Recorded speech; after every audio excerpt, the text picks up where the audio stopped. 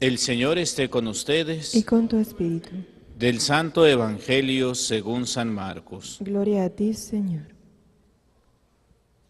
En aquel tiempo, Jesús comenzó a hablar en parábolas a los sumos sacerdotes, a los escribas y a los ancianos, y les dijo: Un hombre plantó una viña, la rodeó con una cerca, cavó un lagar, construyó una torre para el vigilante. Se la alquiló a unos viñadores y se fue de viaje al extranjero. A su tiempo, les envió a los viñadores a un criado para recoger su parte del fruto de la viña. Ellos se apoderaron de él, lo golpearon y lo devolvieron sin nada. Les envió otro criado, pero ellos lo descalabraron y lo insultaron.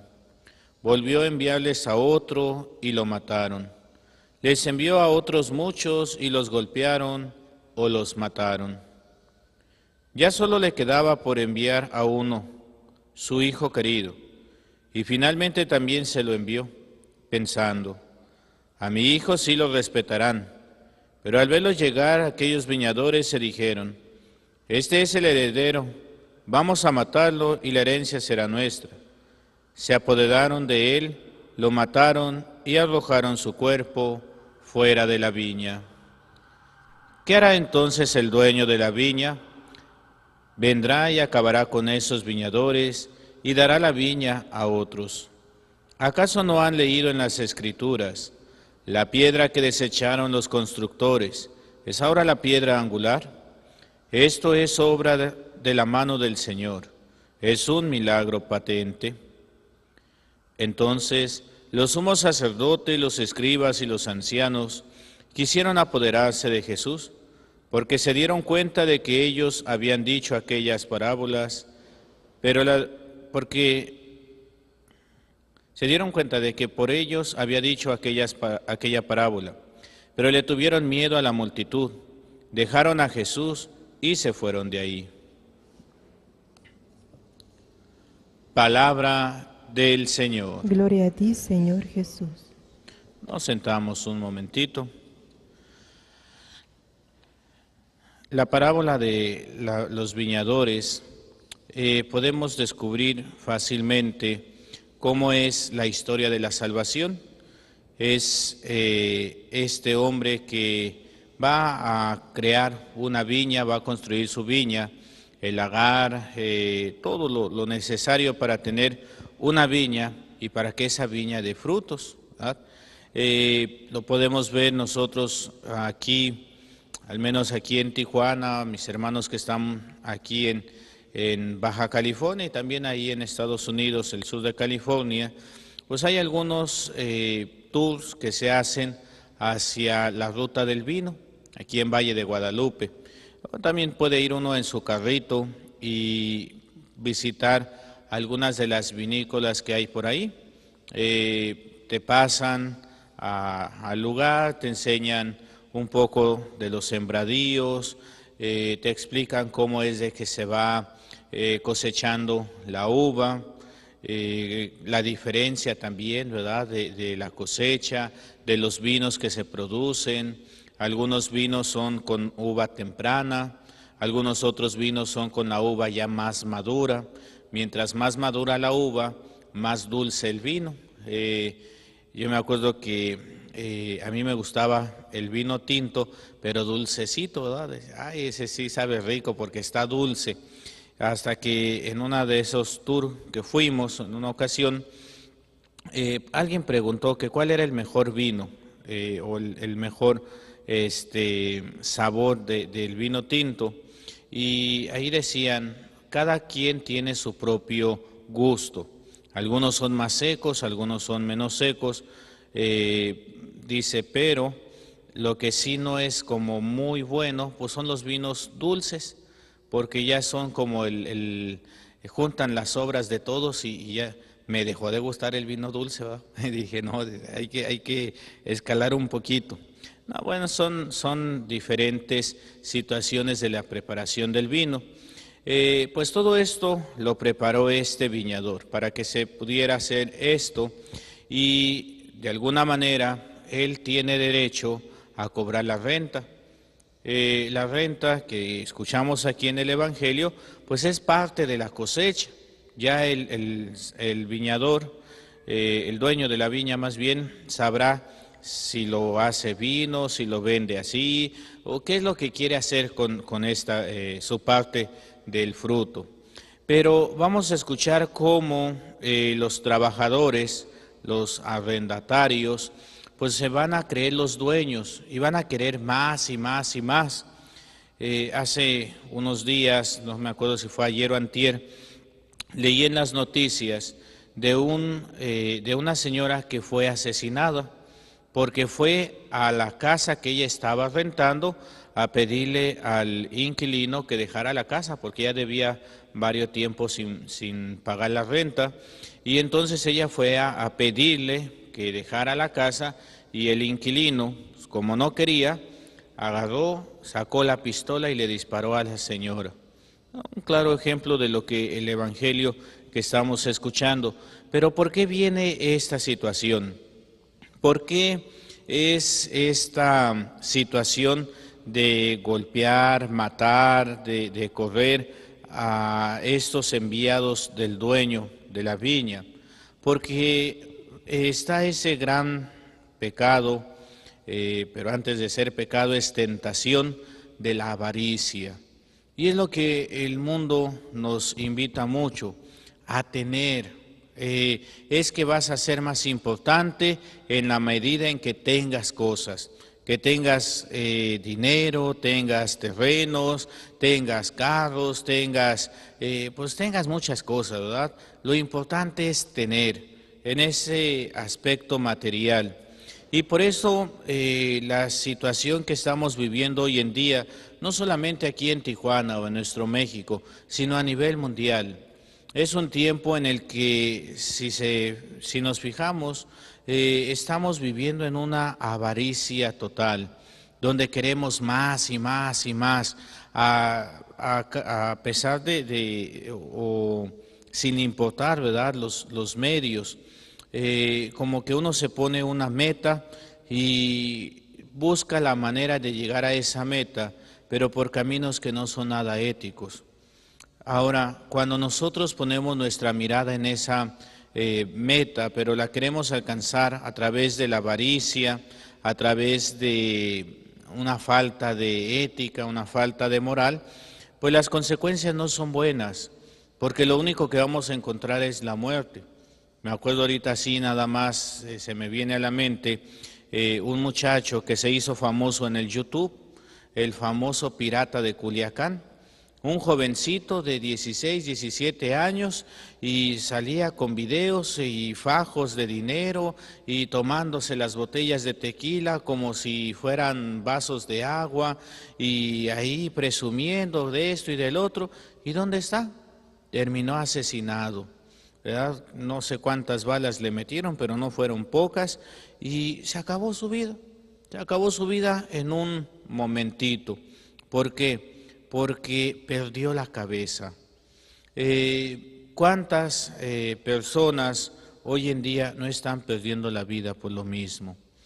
Porque quieren el tener el poder, el sentirse importantes, el pensar que hicieron algo, cuando en realidad no están haciendo nada, cuando en realidad lo único que están haciendo es demostrando ese vacío que tienen en su corazón. Y es que cuando uno pone las cosas materiales, cuando uno pone el dinero, cuando uno pone la belleza o pone el poder, no hay realmente algo que llene tu corazón, sino siempre va a haber más y más y más, el querer tener más, el querer conseguir más, y pues esto lo único que va haciendo es que va dejando un vacío mayor en uno. ¿Por qué? Porque se va uno alejando de Dios. Y no es que Dios nos castigue por esta situación, es que uno decide la situación. Uno decide el irse alejando de Dios para conseguir lo material. Pero curiosamente, cuando uno renuncia a lo material y busca a Dios, cuando uno busca llegar a esa meta, pero no una meta aquí en el mundo, no una meta de poder, sino la meta del reino de los cielos, entonces uno va a empezar a ser feliz y va a empezar a ver las situaciones de otra manera. Es verdad que el reino de Dios lo vamos a vivir cuando estemos allá con Dios, cuando dejemos este mundo, y lo dice el Señor cuando Pedro le dice, ¿verdad, Señor? Y nosotros que lo hemos dejado todo, ustedes que lo han dejado todo, tendrán el 100 por 1. Y algo hermoso que el Señor nos lo dice siempre de frente, más persecuciones, y en la otra vida, la vida eterna. Eso es a lo que nosotros tenemos que aspirar, a la vida eterna, al reino de los cielos. Pero eso se consigue a través de la humildad, a través de la caridad, a través de la misericordia. Como ya nos decía la primera lectura, ¿verdad?, que escuchamos el día de hoy, cómo nos va llevando por ese camino en ese camino de consejos de cómo llegar hacia el reino de los cielos. Dice, esfuércense en añadir a su buena fe, buena conducta. ¿Qué es la respuesta, verdad? Si yo tengo fe, lo tengo que hacer vida. No solamente es un sueño utópico, no, es el hacerlo vida. A la buena conducta, la inteligencia. A la inteligencia, el dominio propio. Al dominio propio, la perseverancia. A la perseverancia, la piedad. A la piedad, el amor fraterno. Y el amor fraterno, la caridad. ¿Y qué es la caridad? El amor de Dios. Esa es la caridad, tener el mismo amor que Dios tiene por nosotros. Así como nosotros le pedimos perdón a Dios, le pedimos ayuda a Dios, le pedimos por nuestras necesidades, también nosotros tenemos que ver en darle ese perdón a nuestros seres queridos, o a lo mejor no tan queridos, ¿verdad? Pero dar ese perdón, buscar el ayudar en esas necesidades. Creo que el pueblo mexicano nos hemos distinguido siempre por ser un pueblo unido. Normalmente estamos unos contra otros, parecemos hijos de familia, ¿verdad? Nos peleamos y que si esto y que si lo otro, y ahorita con las benditas campañas hacia la presidencia, pues que unos están por un partido y otros por otro partido, y que si esto y que si lo otro, y que, bueno, pues ahí están las opiniones y todo. Pero recuerdo el 19 de septiembre del año pasado, del 2017, México se unió para poder ayudar a nuestros hermanos allá en el centro de la República.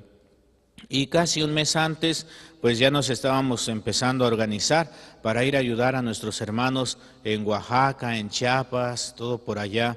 Hoy en día estaba viendo las noticias en la mañana y decían, ¿verdad?, pues de esta situación tan trágica que está sucediendo allá en Guatemala. Muchos de nuestros hermanos están muertos. Decían, hay una gran cantidad de desaparecidos, no podemos precisar cuántos, pero hay muchos. Y de los testimonios de las personas que salían allí, decía, había una familia o familiares pues disfrutando del convivio por el bautismo de un pequeño, y ahí los agarró la lava. Otros que estaban en su casa y decían ahí, ¿verdad?, pues se encerraron en un cuarto y los adultos tratando de salvar la vida de los niños, desafortunadamente murieron todos, eran 7 miembros de esa familia y ahí murieron en ese cuarto. Una señora que decía llorando, dice, pues nosotros vimos que venía la lava y pues nos alcanzamos a correrle a una montañita, pero hay muchas personas que están enterradas. Esta es una desgracia que pues no es de nuestro país, pero son nuestros hermanos y nuestros vecinos también. Decían ahí, ya en Tapachula, el equipo de fútbol ya estaba haciendo el acopio para poder llevarlo a los hermanos. Pues eso es lo que tenemos que ver, la caridad, pero no solamente en los momentos de desastre, sino en todo momento. El vivir esa caridad que es el amor de Dios, es el ágape, el amor desinteresado.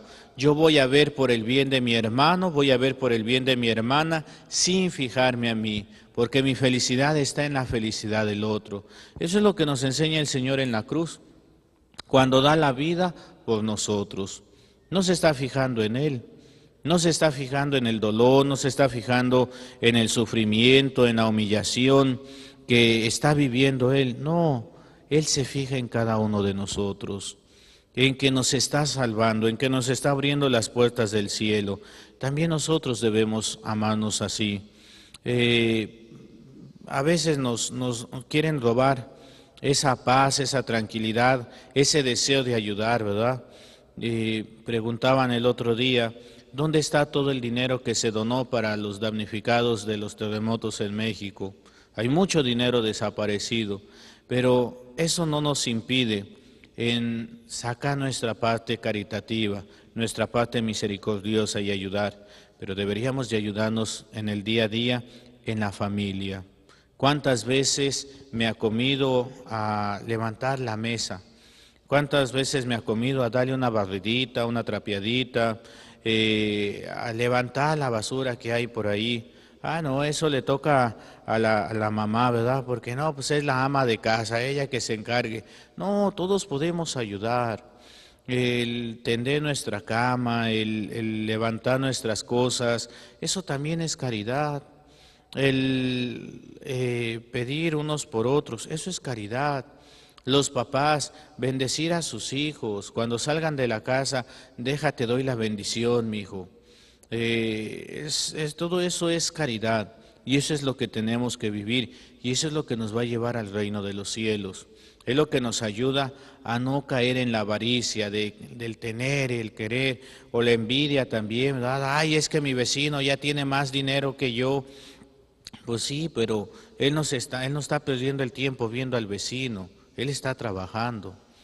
Yo creo que en la medida en que aprendamos a ser humildes y a trabajar correctamente, a ver por el bien de los demás y estar en esa comunicación con Dios a través de la oración, nosotros no vamos a ser asesinos, no vamos a ser avariciosos, sino vamos a ser hijos de Dios. Vamos a vivir como lo que somos y que somos hijos de Dios. Tenemos que dar ese testimonio, tenemos que dar ese ejemplo allá afuera. Hermanos, pues pidámosle a Dios que nos dé la humildad, que nos dé la fortaleza, la fuerza, la valentía para poder vivir de acuerdo a sus mandamientos. Que nos dejemos guiar siempre por el Espíritu Santo que está presente en nosotros desde el día de nuestro bautismo. Pues que Nuestra Señora, nuestra Madre Santísima, también nos enseñe con esa humildad, con esa sencillez, pero también con esa perseverancia en hacer la voluntad de Dios Padre en nuestra vida. En el nombre del Padre, y del Hijo, y del Espíritu Santo. Amén.